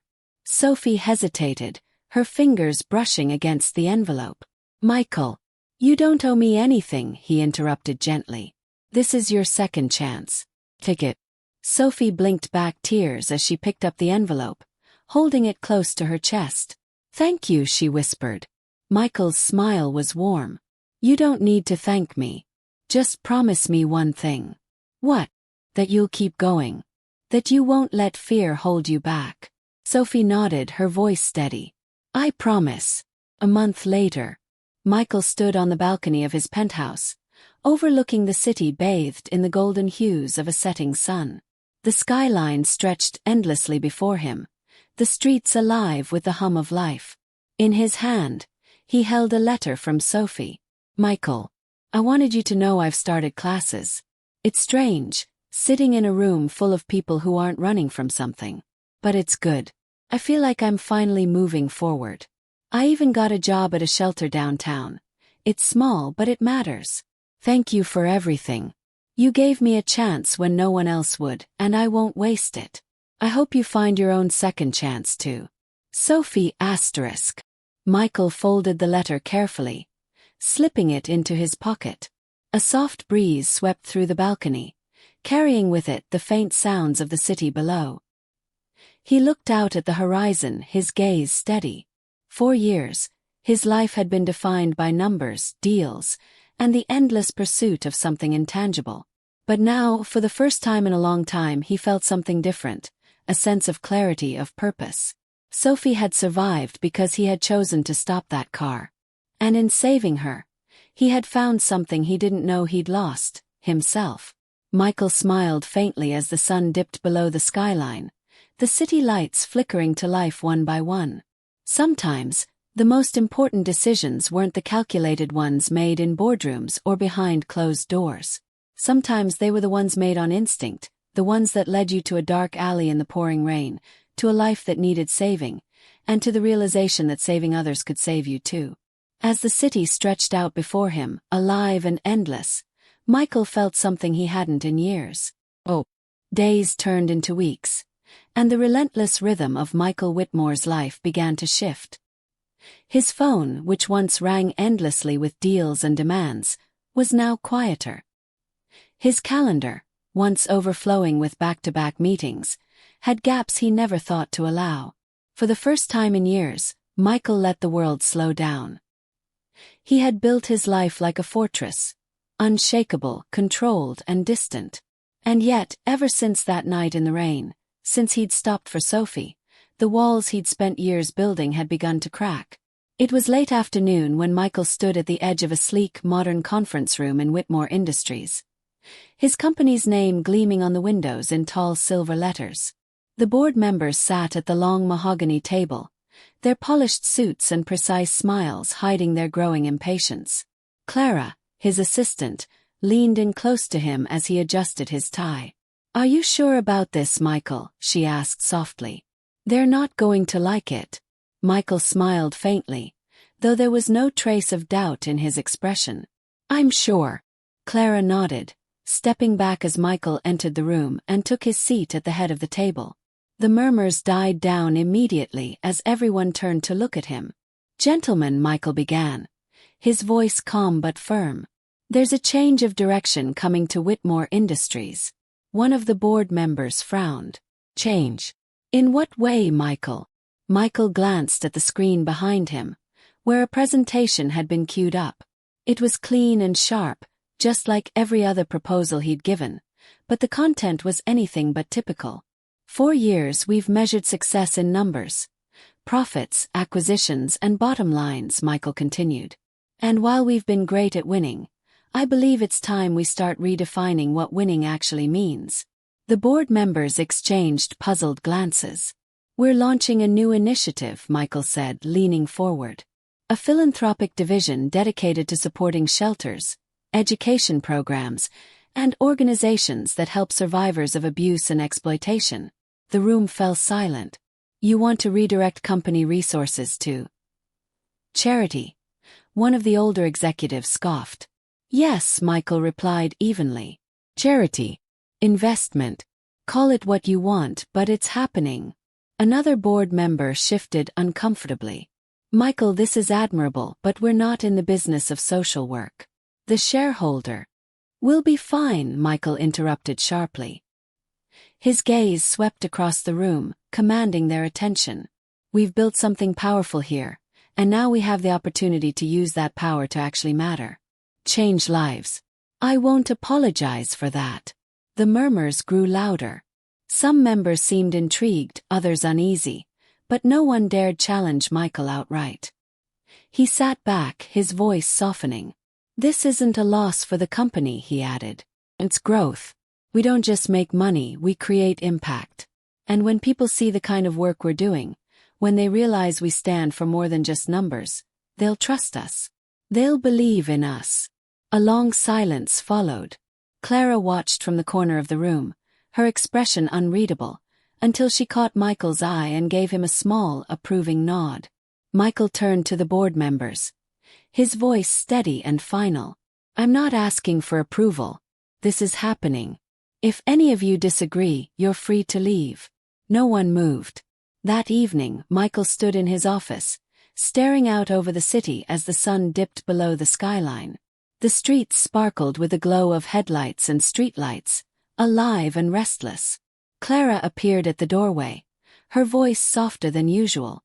The board's talking, but they'll come around. Michael turned to her, a faint smile on his lips. They always do. Clara hesitated. You've changed, Michael. You know that, right? Michael nodded, his gaze distant as he looked back at the city. Yeah, he said quietly. I know. Clara left him alone, and Michael leaned against the window, his mind drifting back to Sophie. Her tearful smile when she told him she was going back to school, the way her eyes lit up when she spoke about helping others like her. 4 years, he'd chased numbers on a balance sheet, thinking they would bring him fulfillment. But the look on Sophie's face, that was the real measure of success. 2 weeks later, Michael found himself standing outside a small community center on the other side of the city. It was a modest building, with colorful murals painted across its brick walls and children's laughter drifting through the open windows. Inside, Sophie was helping organize donated clothes, her sleeves pushed up as she folded shirts into neat piles. Michael watched her quietly from the doorway for a moment before stepping inside. Sophie looked up surprised. Michael, what are you doing here? Checking in, he replied, his voice light. Seeing how you're doing. Sophie smiled warmly, brushing her hair back from her face. Good. Better than I ever thought I'd be. Michael glanced around the room, taking in the worn furniture, the cheerful posters on the walls, and the genuine warmth that filled the space. You're making a difference here, he said. I'm trying, Sophie replied. Feels right. Like I'm finally doing something that matters. Michael nodded, a faint smile touching his lips. You are. Sophie studied him for a moment before speaking. And what about you?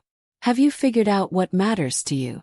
Michael looked at her, then glanced out the window, where sunlight streamed through the trees.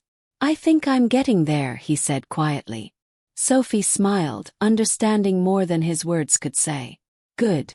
Michael turned to leave, but before he reached the door, Sophie called after him. Michael. He looked back. Thank you, she said softly. For saving me. For believing in me. Michael's smile was genuine. You saved yourself, Sophie. I just reminded you that you could. With that, he stepped outside, the sunlight hitting him full on as he walked toward his car. For the first time in years, Michael Whitmore felt light. The weight he had carried, of ambition, of regret, of loss, had lifted. He had finally found what he'd been chasing all along, purpose. As he opened the car door, he paused to look up at the sky. The horizon stretched endlessly before him, full of possibilities, and for the first time, Michael wasn't looking for the next deal, the next win, or the next number to chase. Instead, he was looking forward to whatever came next. Because sometimes, the most important moments in life happened when you least expected them, like stopping for a stranger in the rain. And sometimes, saving someone else was the only way to save yourself. With a quiet smile, Michael got into his car and drove away, the sun setting behind him, marking not an end but a new beginning. If you believe that kindness can change lives, hit the like button and subscribe for more inspiring stories. Sometimes one choice can change everything for someone else and for yourself. See you in the next one.